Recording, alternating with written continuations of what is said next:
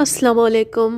मैं आपको सुना रही हूँ इंस्पेक्टर नवाज़ ख़ान की एक क्राइम स्टोरी जिसका नाम है काली हवेली गोरी लड़की।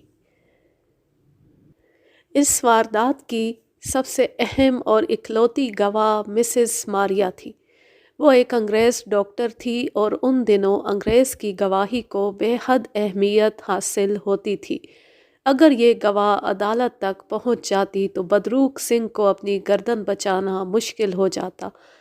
इस गवाह का गायब होना कोई मामूली बात नहीं थी। ऐन मुमकिन था कि मिसेस मारिया को जानबूझकर मंजर से हटाया गया। बदरूक सिंह जैसे शख्स के लिए कोई काम भी नामुमकिन नहीं था। इस सिलसिले में वो इंस्पेक्टर राजपाल को भी अपना आलाकार बना सकता था। मैंने अपने तौर पर इंस्पेक्टर राजपाल का खोज लगाया।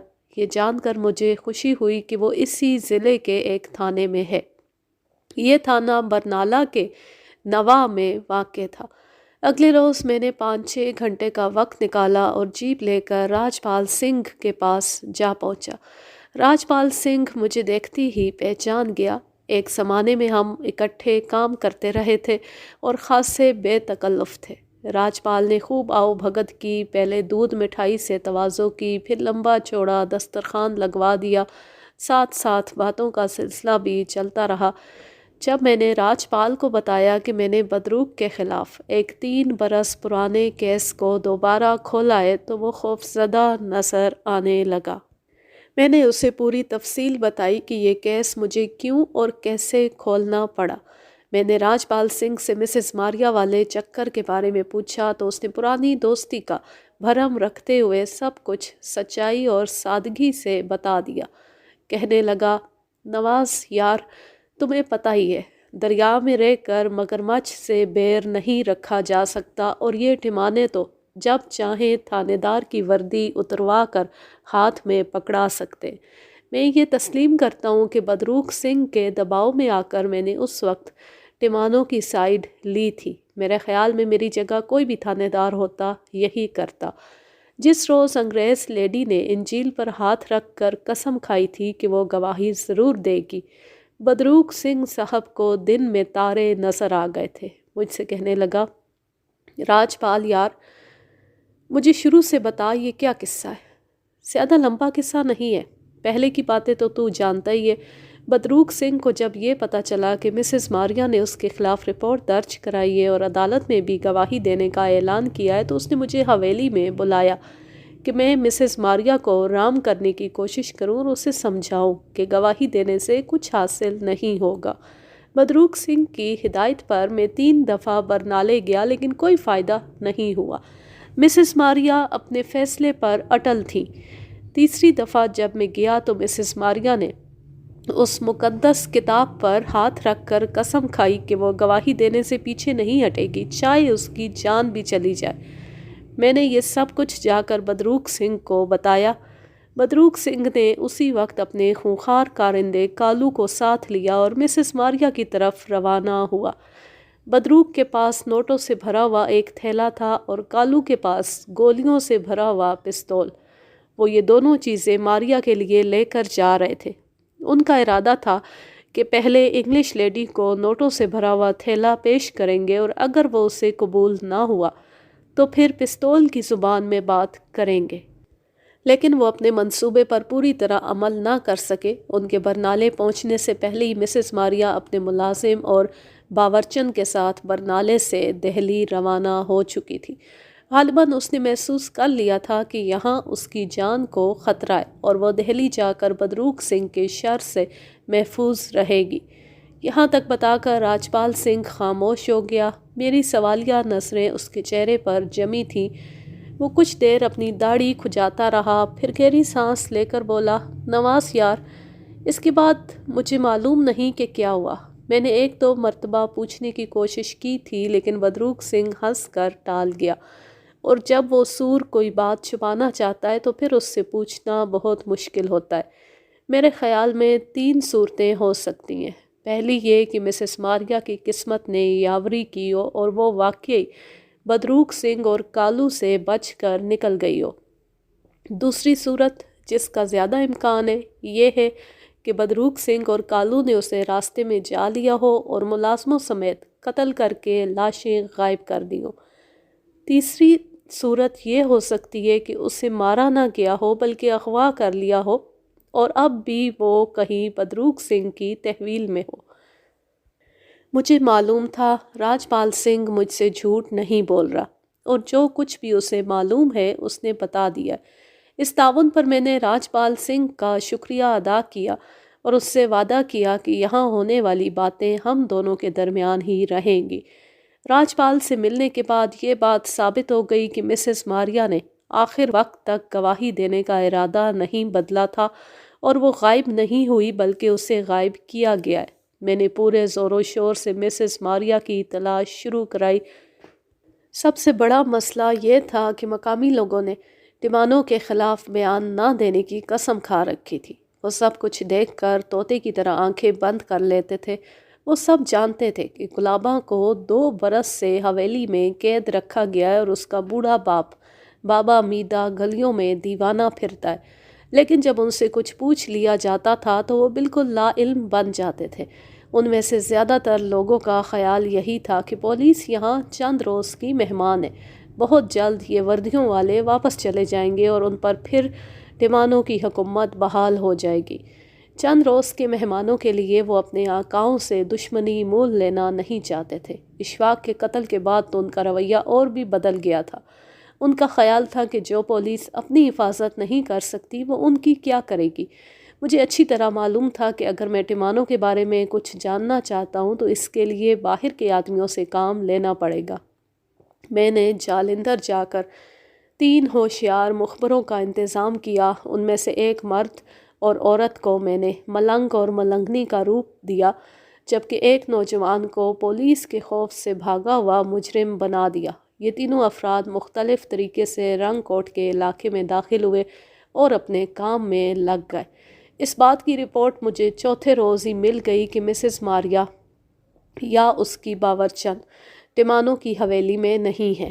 ٹمانو کے بڑے ڈیرے سے بھی ان کا کھوج نہیں ملا۔ برنالہ شہر اور دہلی میں بھی میرے 2 مخبر کام کر رہے تھے۔ ایک ہفتے کے دوران ان کی جانب سے بھی کوئی حوصلہ افزا رپورٹ نہیں ملی۔ صرف مسز ماریا کے بارے میں اتنا پتہ چل سکا کہ اس کا خاوند برطانیہ میں ہے۔ وہ بے اولاد تھی۔ وہ ہندوستان کے مختلف علاقوں میں گھوم پھر کر کام کرتی تھی اور بعض اوقات کئی مہینوں تک اس کا کوئی پتہ نہیں چلتا تھا۔ یہ بات اب کوئی ڈھکی چھپی نہیں رہی تھی کہ میں یہ کیس دوبارہ کھول چکا ہوں،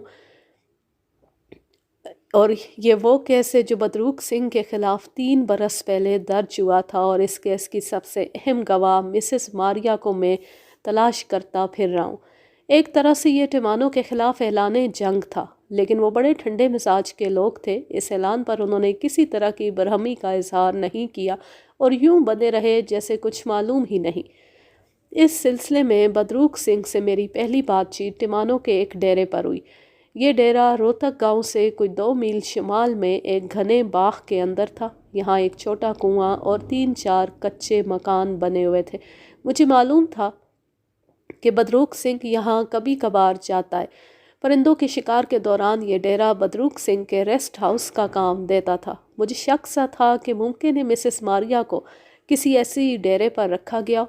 اس رات میں اپنے 2 کانسٹیبلوں کے ساتھ بہانے سے اس ڈیرے پر جا اترا۔ میرا ارادہ تھا کہ ڈیرے دار سے کہیں گے ہم تفتیش پر نکلے ہوئے تھے، رات ہو گئی ہے اس لیے یہاں رکنا چاہتے ہیں، لیکن ڈیرے پر پہنچے تو وہاں دوسرا ہی منظر نظر آیا۔ ڈیرے کی کشادہ عمارت کے سامنے چولہوں پر 2-3 دیگیں رکھی ہوئی تھیں۔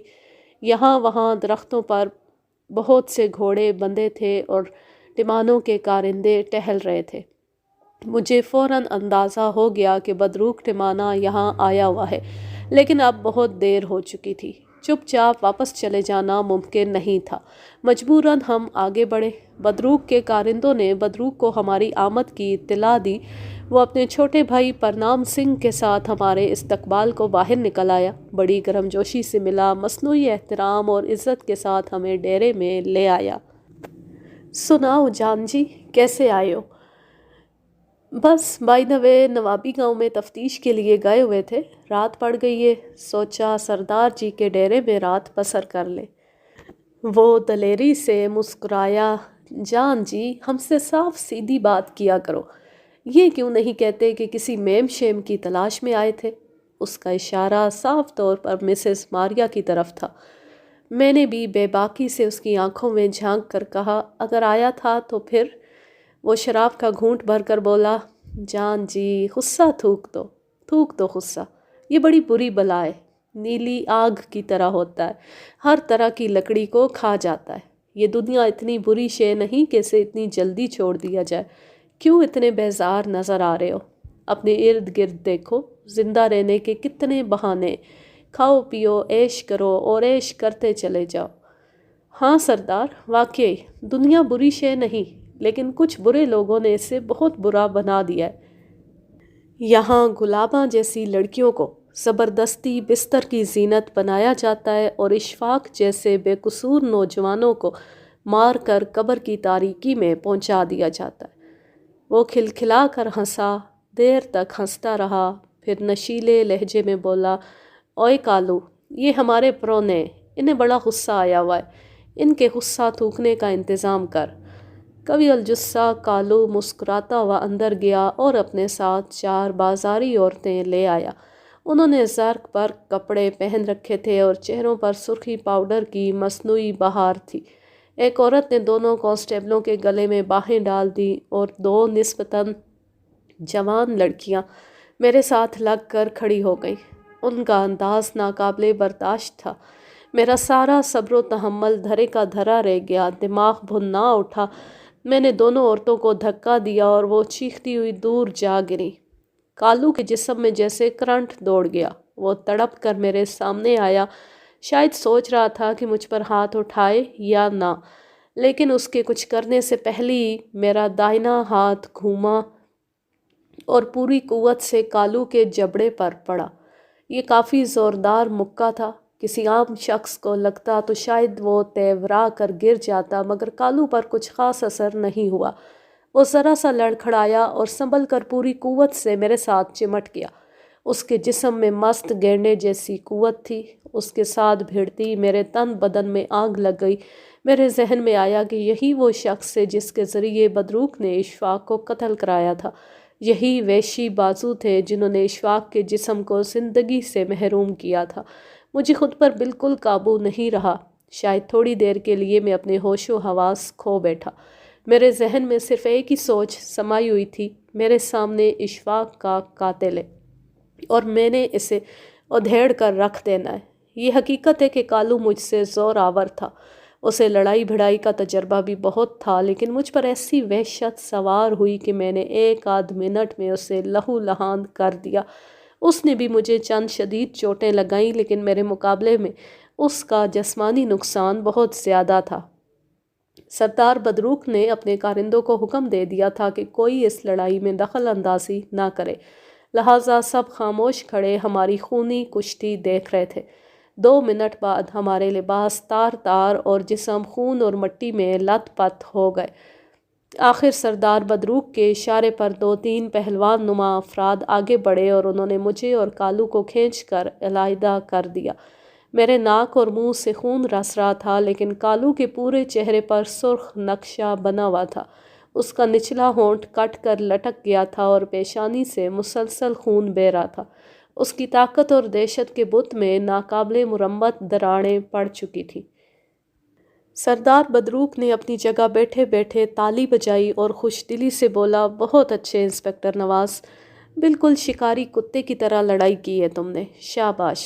وہ خود کو پرسکون ظاہر کرنے کی کوشش کر رہا تھا، جیسے اسے میری اور میرے غصے کی بالکل پرواہ نہیں ہے، لیکن اندر سے وہ ہل چکا تھا۔ اس کے انداز میں بناوٹ صاف طور پر محسوس ہو رہی تھی۔ میں نے اپنے پھٹے ہوئے سویٹر کو اتار کر پھینکا، زمین پر گرا ہوا مفلر اٹھا کر اس سے اپنے ہونٹوں کا خون پونچھا اور ایک قہر آلود نگاہ بدروق سنگھ پر ڈال کر اپنے گھوڑے کی طرف بڑھ گیا۔ کہاں جا رہے ہو جان جی؟ بدروق سنگھ نے اپنے مخصوص انداز میں پوچھا۔ میں نے کہا، گھبراؤ مت، جالندھر واپس نہیں جا رہا، یہیں پر ہوں۔ اگر یہاں سے گیا تو تمہیں لے کر جاؤں گا، یہ میرا وعدہ ہے۔ बदरूक सिंह के एक रिश्तेदार ने गुस्से से मेरी तरफ झपटना चाहा, लेकिन बदरूक सिंह ने हाथ बढ़ाकर उसे रोक दिया। मैं अपने दोनों कांस्टेबलों के साथ चलता हुआ डेरे की हद से बाहर आया और अपने घोड़े पर आ बैठा। इस वाक़ये के ठीक 3 दिन बाद की बात है। रंगकोट थाने के पते पर मुझे एक ख़त मौसूल हुआ। मैं उस वक्त चूँकि रोहतक चौकी में था, इसलिए ये ख़त एक कांस्टेबल ने मुझ तक पहुँचाया। ख़त डाक के ज़रिए आया था और उस पर रोहतक ही की मोहर लगी। मैंने लिफाफा चाक किया। अंदर से कॉपी साइज़ के 3-4 वर्क बरामद हुए। मैं ये देखकर दंग रह गया कि ये ख़त बाबे मीदे की अगवा शुदा लड़की गुलाबा कौर की तरफ से है। उसने लिखा था, थानेदार साहब, मैं आपकी बातें सुनती रहती हूँ। पता नहीं आप किस मिट्टी के बने हुए हैं जो अपनी जान की परवाह किए बगैर टिमानों से टक्कर ले रहे हैं।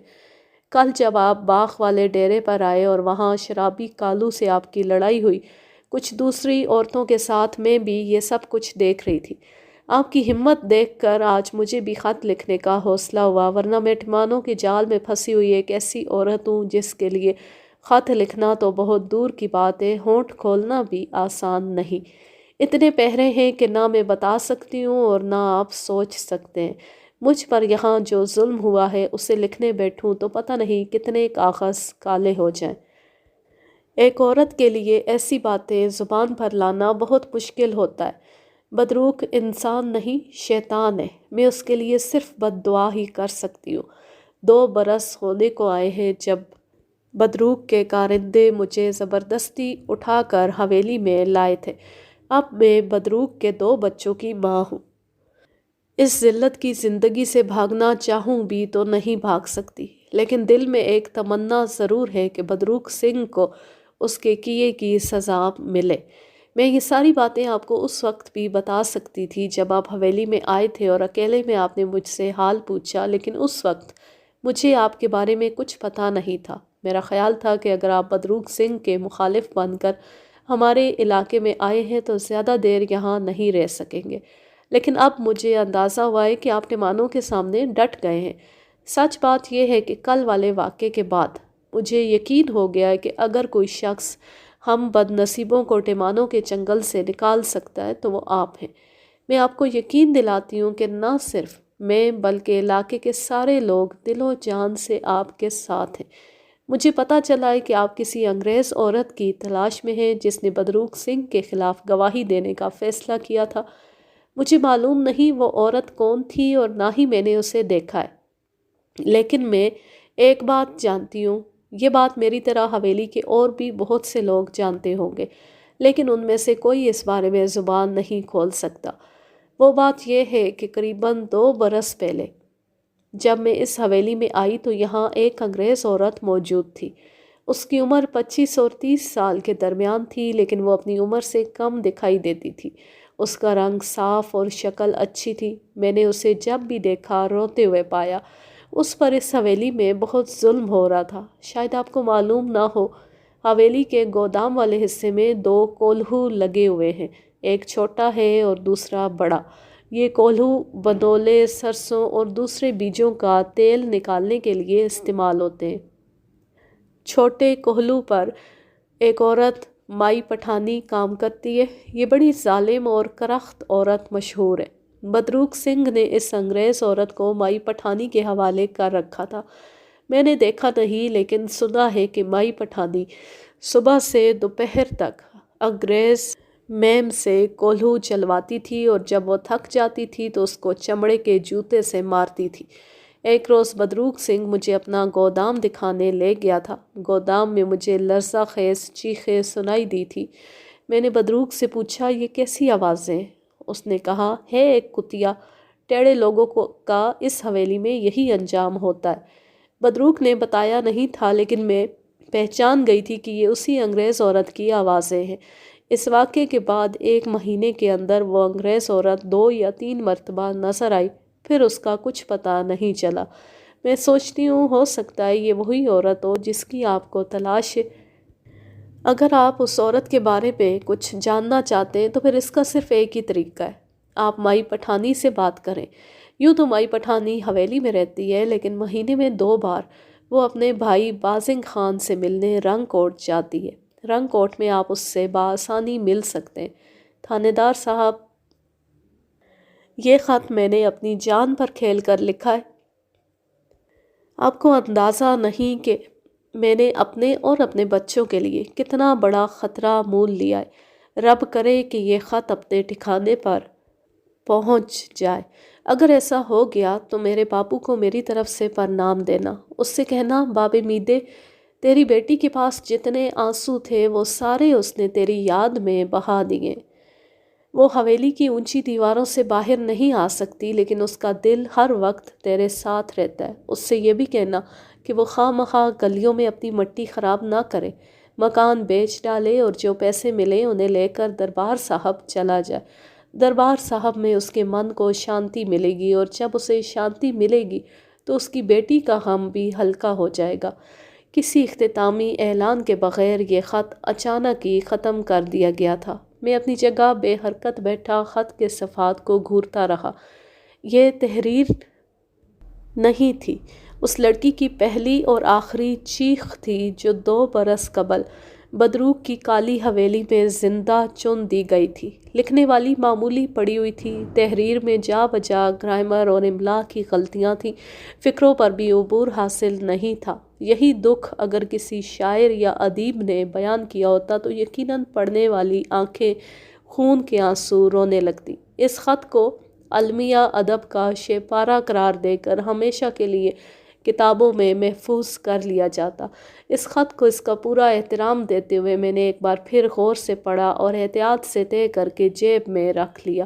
اب میری توجہ کا مرکز مائی پٹھانی تھی۔ مائی پٹھانی کے بھائی کا نام بازنگ خان تھا، اور بازنگ خان کا نام پڑھتے ہی میرے دماغ میں پھل جھڑی سی چھوٹ گئی۔ میں نے آپ کو شروع میں بتایا تھا کہ رنگ کوٹ تھانہ ایک خستہ حال عمارت میں تھا۔ اسی عمارت کے ایک حصے میں لکڑی کا ٹال تھا۔ بازنگ خان اس ٹال کا مالک تھا۔ میرا کام اور آسان ہو گیا تھا۔ بازنگ خان کا پتہ ڈھونڈنے کی ضرورت بھی نہیں رہی تھی۔ ٹھیک 3 روز بعد ایک ٹھٹھرتی ہوئی سرمئی شام کو میں اپنے ایک ہٹے کٹے کانسٹیبل کے ساتھ تھانے کی چھت پر آیا۔ بازنگ خان کا مکان ٹال کے ساتھ ہی تھا، اور مکان کی چھت تھانے کی چھت سے ملی ہوئی تھی۔ اندھیرا اب پھیل چکا تھا، لہٰذا کسی نے ہمیں تھانے کی چھت سے بازنگ کے مکان کی سیڑھیاں اترتے نہیں دیکھا۔ مجھے معلوم تھا بازنگ اس وقت قصبے کے بازار میں گیا ہوا ہے اور مائی پٹھانی گھر میں اکیلی ہے۔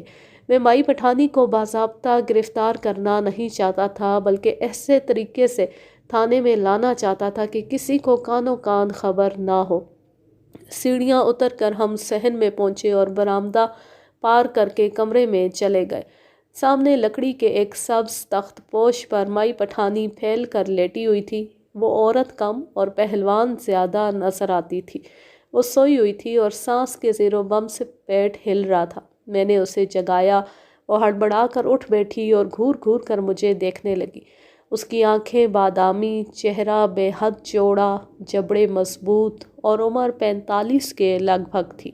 اسے دیکھ کر ہی کہا جا سکتا تھا کہ وہ بے حد سخت گیر اور اذیت پسند عورت ہے۔ میں یہ جان کر حیران رہ گیا کہ وہ روانی سے پنجابی بولتی ہے۔ اس نے نہایت کڑوے لہجے میں دریافت کیا کہ ہم یہاں کیا کرنے آئے۔ جواب میں نے اسے بتایا کہ بازنگ خان کسی کی گولی سے زخمی ہو گیا ہے اور تھانے میں ہے۔ وہ ایک دم گھبرا گئی اور دروازے کی طرف گئی۔ میں نے اسے روک لیا۔ نہیں مائی، ادھر سے جانا ٹھیک نہیں، ہو سکتا ہے باہر بھی کوئی چھپا ہوا ہو، ہم خود چھت پر سے آئے ہیں۔ ایک لمحے کے لیے اس کی آنکھوں میں شک نمودار ہوا۔ اس نے ٹٹولنے والی نظروں سے مجھے دیکھا، لیکن پھر فوراً ہی بازنگ خان کا خیال اس کے شک پر غالب آ گیا۔ وہ ہمارے ساتھ سیڑھیاں چڑھ کر چھت پر آئی اور تھانے میں اتر گئی۔ تھانے میں آ کر اسے ہماری چال کا علم ہوا تو بری طرح چیخنے چلانے لگی۔ اس کے منہ سے گندی گالیاں مشین گن کی طرح نکل رہی تھیں۔ گالیوں کے اس طوفان کو روکنے کے لیے میرے ایک حوالدار نے اس کے بھاڑ جیسے منہ میں رومال ٹھونس کر اوپر سے مفلر باندھ دیا۔ اب وہ پوری طرح ہمارے قابو میں تھی۔ اسی شام میں نے مائی پٹھانی سے پوچھ گچھ شروع کر دی۔ وہ 20 برس میں میرے سامنے آنے والے سخت ترین ملزمان میں سے تھی۔ کسی بات، کسی دھمکی کا اس پر اثر ہی نہیں ہوتا تھا۔ بس یہی رٹ لگا رہی تھی کہ سردار بدروق سنگھ کو پتہ چلے گا تو وہ ہماری 7 پشتوں کو جہنم رسید کر دے گا۔ اس پیشگوئی کے ساتھ وہ بے درہ گالیاں بھی بک رہی تھی۔ مصیبت یہ تھی کہ وہ عورت تھی، ہم اس پر سختی بھی نہیں کر سکتے تھے، کم از کم میں تو نہیں کر سکتا تھا۔ وہ میری اس کمزوری کا بھرپور فائدہ اٹھا رہی تھی۔ اگلے روز صبح تک مجھے یقین ہو گیا کہ مائی پٹھانی ایک ٹیڑھی کھیر ہے اور اسے پکانے کے لیے چولہے کو بھی ٹیڑھا کرنا پڑے گا۔ لہٰذا میں نے فیصلہ کیا، جو شاید عام حالات میں کبھی نہ کرتا۔ میں جانتا تھا کہ مائی پٹھانی کو تھانے میں لا کر میں اپنے لیے واپسی کے سارے راستے بند کر چکا ہوں۔ اب فیصلہ صرف تلوار سے ہوگا۔ جنگ کے اس میدان سے میری لاش اٹھے گی یا سردار بدروق سنگھ ٹھمانہ کی۔ جو قدم میں نے اٹھایا تھا، اس سے پہلے یہی قدم اشفاق نے گلابہ کے شوہر کو گرفتار کر کے اٹھایا تھا۔ اس جسارت کی سزا اشفاق کو موت کی صورت میں ملی تھی۔ اب میری جسارت کا انجام نہ جانے کیا ہونا تھا۔ میری جیت کی صرف ایک ہی صورت تھی، میں مائی پٹھانی کی زبان کھلوانے میں کامیاب ہو جاؤں اور مجھے اس انگریز عورت کا پتہ چل جائے جو سردار بدروق کو تختہ دار کا راستہ دکھا سکتی تھی۔ میں نے اپنے مشکل فیصلے پر عمل کرتے ہوئے اپنے سب انسپکٹر کو فوری طور پر امرتسر بھیجا۔ یہ سب انسپکٹر اگلے روز وہاں سے 2 خاتون کانسٹیبلوں کو لے آیا۔ محکمے میں ان دونوں ہٹی کٹی عورتوں کی شہرت تھی۔ سخت سے سخت ملزمہ بھی ان کے ہاتھوں میں پہنچ کر پانی ہو جاتی تھی۔ یہ دونوں عورتیں پارسی تھیں۔ ان میں سے ایک کی عمر 45 کے قریب اور دوسری 30 کے پیٹے میں تھی۔ میں نے دونوں کو سمجھا بجھا کر مائی پٹھانی کو ان کے حوالے کر دیا۔ قریباً 1 گھنٹے بعد تھانے کے عقبی حصے سے مائی پٹھانی کی مدھم چیخو پکار سنائی دینے لگی۔ حوالاتیوں کی چیخو پکار نے ہمیشہ مجھے افسردہ کیا ہے، لیکن اس روز ایسا نہیں ہوا۔ میں بڑے اطمینان سے یہ آوازیں سنتا رہا۔ کتنی عجیب بات تھی، جو سفاک عورت کل تک اپنے جیسی دوسری عورتوں کو اذیت پہنچا کر خوش ہوتی تھی، آج اس کی اپنی جان پر بنی ہوئی تھی۔ ایک جلاد کی اپنی پیٹھ پر کوڑے پڑ رہے تھے۔ دونوں کانسٹیبلوں نے مائی پٹھانی پر قریباً 4 گھنٹے لگائے اور اسے زبان کھولنے پر مجبور کر دیا۔ مائی پٹھانی کو میرے سامنے پیش کیا گیا تو وہ تھر تھر کانپ رہی تھی۔ اس کے ہونٹ نیلے ہو رہے تھے اور گندی بکواس کرنے والی زبان بھی رک چکی تھی۔ اس موقع پر مائی پٹھانی نے جو انکشاف کیا وہ بے حد اہم اور سنسنی خیز تھا۔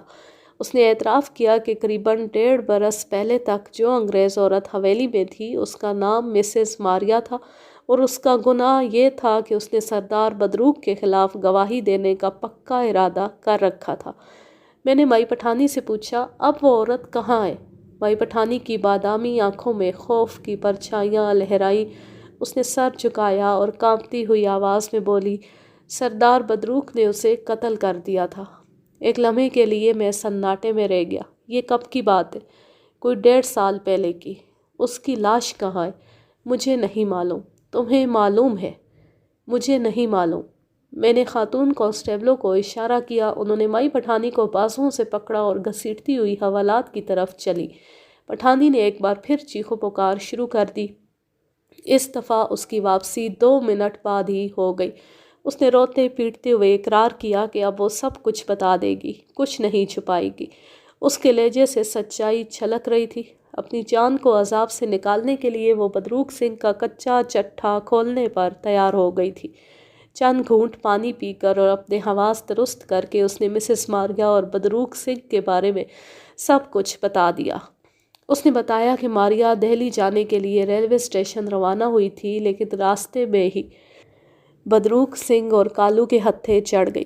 گھوڑا گاڑی کا کوچوان فرار ہو گیا تھا، جبکہ انگریز باورچن موقع پر ہی ہلاک کر دی گئی تھی۔ بدروق سنگھ اور کالو مسز ماریا کو اٹھا کر حویلی میں لے آئے۔ یہاں اس کے ساتھ وہ سب کچھ ہوا جو اس حویلی میں داخل ہونے والی کسی بے کس عورت کے ساتھ ہو سکتا ہے۔ چند ہفتوں بعد جب بدروق سنگھ کا دل مسز ماریا سے اکتا گیا تو اس نے اسے اپنے ایک 1.5 عمر تایا زاد کے حوالے کر دیا۔ یہ شخص بھی کچھ عرصہ اسے خراب کرتا رہا۔ بعد ازاں اسے ایک ادنیٰ ملازمہ کی طرح کام پر لگا دیا گیا۔ شومیہ قسمت، ایک روز مسز ماریا نے حویلی سے فرار ہونے کی کوشش کی۔ سزا کے طور پر اسے مائی پٹھانی کے حوالے کر دیا گیا۔ माई पठानी ने अपनी सफाकी से उस पर रस्सा हयात तंग कर दिया। सरदार बदरूक मिसेस मारिया से बेहद नफरत महसूस करता था और उसे सफ़ेद कुतिया के नाम से पुकारता था। उसने माई पठानी को हिदायत कर रखी थी कि सफ़ेद कुतिया से इतना काम लो कि इसकी हड्डियों से खड़ खड़ की सदा आने लगे। उसे इस बात का शदीद रंज था कि मिसेस मारिया ने उसके खिलाफ गवाही देने का ऐलान किया और अपने फैसले पर डटी रही, और अब भी डटी हुई थी। काली हवेली की काली दीवारों के अंदर एक उजली औरत, जो एक काबिल एहतराम डॉक्टर भी थी, कोल्हू के आगे झुकी रही, सच बोलने की सज़ा भुगतती रही, यहाँ तक कि एक दिन निढाल होकर गिर गई। कोल्हू खींच खींच कर उसके दोनों कंधों और पेट पर गहरे जख्म बन गए थे, जिनसे हर वक्त खून रिसता रहता था। उसे फौरी तौर पर हस्पताल ले जाने की ज़रूरत थी, लेकिन बदरूक सिंह ने उसके लिए एक दूसरे इलाज का बंदोबस्त कर लिया। ये इलाज मौत था। उसने किराहती और आंसू बहाती नीम बेहोश मारिया की पेशानी पर पिस्तौल रखा और 3 गोलियां उसके सर में उतार दी। उसी रात हवेली की बैरूनी चारदीवारी के पास एक गड्ढा खोद कर उसे दफन कर दिया गया। अगले रोज़ बदरूक सिंह ने उस जगह पुख्ता फर्श बनवा दिया। बाद अज़ां उस फर्श पर कूड़ा फेंकने के लिए जगह बना दी गई। ये अंजाम था उस औरत का जो दुखी इंसानियत की खिदमत का जज्बा लेकर इस दूर दराज इलाके में पहुंची थी और जिसने किसी का कुछ नहीं बिगाड़ा था। माई पठानी की पूरी बात सुनने के बाद मैं अपनी जगह से उठ खड़ा हुआ। अब मेरे लिए एक लम्हा भी थाने में रुकना मुमकिन नहीं था। उसी रात मैंने जालंधर पहुंचकर डीएसपी दिलजीत से राब्ता कायम किया। वो इस केस के बारे में ख़ुद को मुकम्मल तौर पर बाखबर रख रहे थे। मैंने टिमानों की हवेली पर छापा मारने के लिए दिलजीत साहब से पुलिस फोर्स तलब की। टिमानों की हवेली पर छापा एक बहुत बड़ा रिस्क था, ख़ास तौर पर इस वजह से कि बदरूक सिंह के ताल्लुकात एक बहुत बड़ी वीआईपी शख्सियत से थे और उस शख्सियत ने कभी बदरूक सिंह को अकेला नहीं छोड़ा था। मेरा ख़्याल है दिलजीत साहब की जगह कोई दूसरा पुलिस अफसर होता तो कभी मेरे मुतालबे पर कान ना धरता, लेकिन दिलजीत साहब जानते थे कि अगर मैं दावा कर रहा हूँ तो ज़रूर हवेली से कुछ न कुछ बरामद भी करूँगा। उनकी मज़ीद तसल्ली के लिए मैंने उन्हें माई पठानी के रूबरू कराने की पेशकश भी कर दी। वो मुतमईन हो गए। रात रात में छापे के इंतज़ामात मुकम्मल हो गए। अगले रोज़ में पुलिस फोर्स के साथ रंगकोट थाने पहुंचा। हमने अंधेरा फैलने का इंतज़ार किया और फिर घोड़ों पर सवार होकर 10-10 की 3 टोलियों में रोहतक चौकी की तरफ रवाना हो गए। दुश्वार गुजार रास्ते पर सफ़र करते हुए हम निसफ शब के करीब रोहतक पहुँचे। हमारी पार्टी में 3 इंस्पेक्टरों और 4 सब इंस्पेक्टरों के अलावा एक फ़ोटोग्राफ़र और एक अंग्रेज़ अफसर भी था। हमारी तीनों टोलियां रोहतक गांव के एक नवाही शमशान घाट में जमा हो गईं। चांदनी रात थी, सर्दी की वजह से सांस धुआं छोड़ रहे थे। गांव के अंदर गलियों में ठिठुरते हुए कुत्तों की आवाज़ें बुलंद हो रही थी। हमारी छापामार पार्टी ने अपने घोड़े शमशान घाट के अंदर ही बांधे, असला तैयार किया और हवेली की तरफ कदम बढ़ाए। इस पार्टी की क़यादत मैं कर रहा था। मेरी जीप में हवेली की तलाशी और बदरूक सिंह की गिरफ्तारी के वारंट मौजूद थे। ताहम ये उम्मीद नहीं थी कि बदरूक सिंह इन वारंटों को शराफत से कबूल करेगा। उस वक्त रात के 2 बजे थे जब हमने काली हवेली का बुलंदो बाला दरवाज़ा खटखटाया। 2 मुसल्ला चौकीदारों ने हैरत से हमारी तरफ देखा। देखते ही देखते हवेली में खलबली मच गई। चंद मिनट बाद बदरूक सिंह और उसके 2 भाई खुद दरवाजे पर आ गए। बदरूक की खाबीदा आंखों में शोले नाच रहे थे। उसने खुसीले लहजे में पूछा, नवाज़ खान तुम इस वक्त यहाँ? मैंने तंजिया लहजे में कहा, हाँ बदरूक सिंह, तुम ठीक ही कहते हो। पुलिस की नौकरी बड़ी बुरी चीज़ है। 2 टके की खातिर बंदे को रात दिन जलील होना पड़ता है। अब देखो ये भी कोई वक्त है घर से निकलने का। ये कहते हुए मैंने हवेली की तलाशी के वारंट उसके हाथ में थमा दिए। वो सर तापैर कांप गया। एक लम्हे के लिए महसूस हुआ कि वो अपनी कमीज़ के नीचे से पिस्तौल निकालकर अंधाधुंध फायरिंग शुरू कर देगा, मगर फिर उसने अपने बेपनाह गुस्से पर काबू पाया। क्या बरामद करना चाहते हो मेरी हवेली से? जो बरामद होगा तुम भी देख लोगे, और अगर کچھ نہ ہوا تو اس کا انجام جانتے ہو؟ بڑی اچھی طرح۔ میں نے قدم بڑھائے اور بدرو کے مسلح کارندوں کے درمیان سے گزرتا ہوا حویلی میں داخل ہو گیا۔ چھاپا مار پارٹی بھی میرے پیچھے پیچھے اندر آ گئی۔ میں نے بڑے نرم لہجے میں کہا، بدروک سنگھ، زنانے میں پردہ کرا دو۔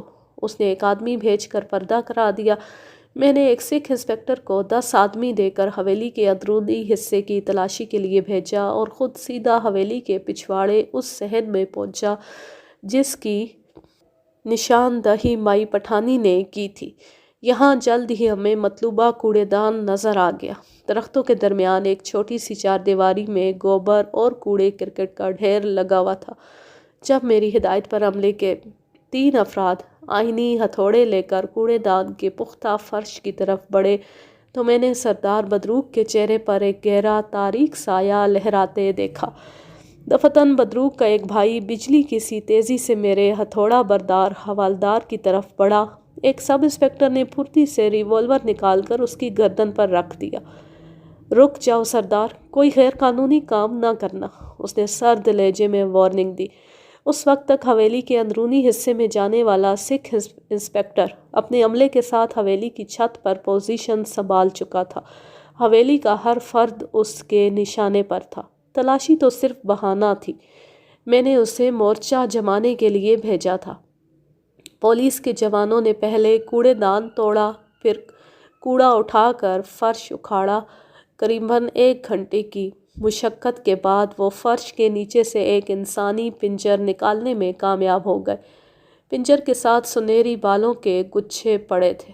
صاف ظاہر تھا کہ یہ کسی انگریز عورت کی لاش ہے۔ ہمارے ساتھ موجود فوٹوگرافر نے دھڑا دھڑ انسانی ڈھانچے کی تصویریں بنا لی۔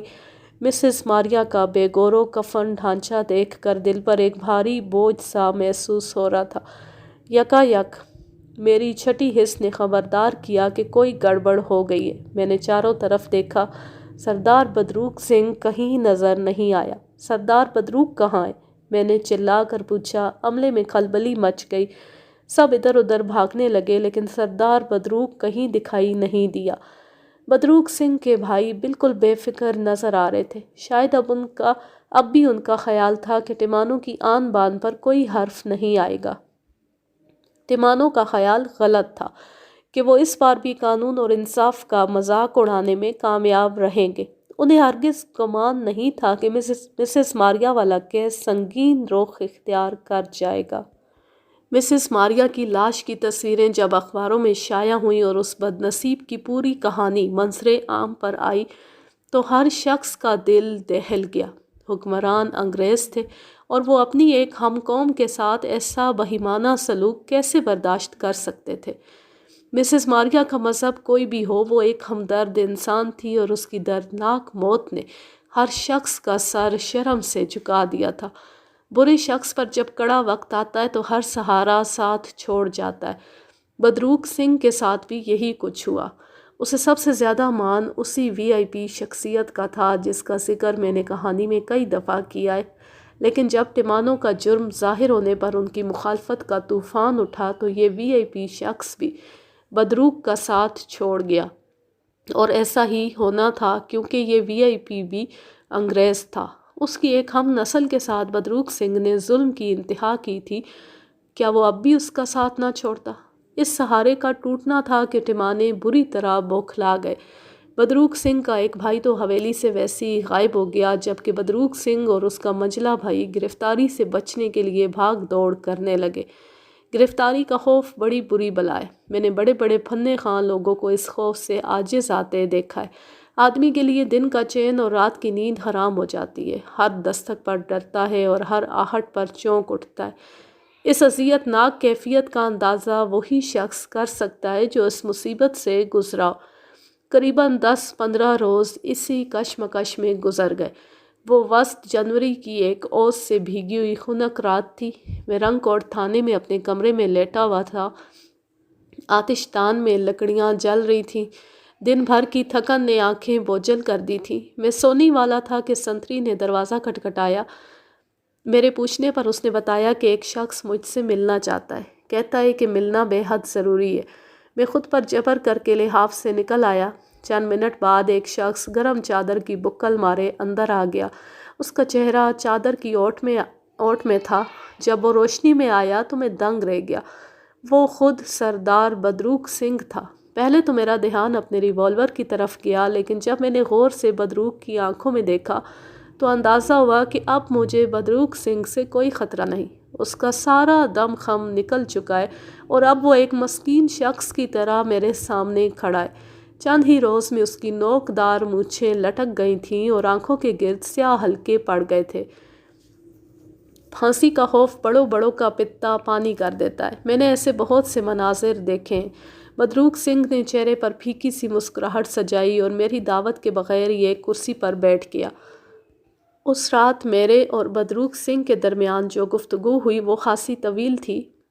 اس کا خلاصہ یہ ہے کہ بدروق اپنی زندگی بچانے کے لیے بڑے سے بڑا داؤ کھیلنے کو تیار تھا۔ اس کا خیال تھا کہ میں اس کیس میں سب کچھ کر سکتا ہوں اور اگر میں چاہوں تو تفتیش میں فرق ڈال کر بدروق کی جان بچا سکتا ہوں۔ اس بات چیت کے دوران ایک موقع ایسا بھی آیا جب بدروق سنگھ اس بات پر آمادہ ہو گیا کہ وہ ایک حویلی کے سوا سب کچھ چھوڑنے کو تیار ہے۔ اگر اس کی جان بچ جائے تو وہ خالی ہاتھ یہاں سے چلا جائے گا اور کبھی واپس نہیں آئے گا۔ بدروق سنگھ کی حالت دیدنی تھی۔ وہ زندگی کے لیے تڑپ رہا تھا۔ سردار بدروق، تم بڑے ہوشیار مجرم رہے ہو۔ اپنے بہت سے دوسرے جرائم کی طرح تم نے اشفاق کے قتل کا کوئی ثبوت بھی نہیں چھوڑا تھا۔